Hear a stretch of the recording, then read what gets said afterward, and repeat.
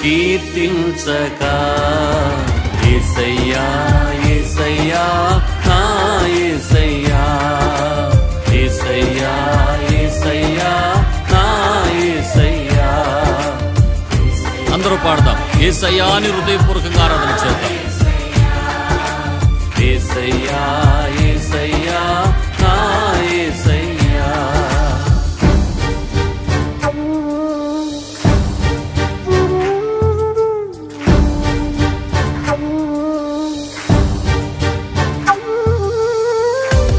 మారాలాంటి నా చేదైన జీవితాన్ని మధురముగా మార్చిన దేవా నీకే వందనాలయ్యా.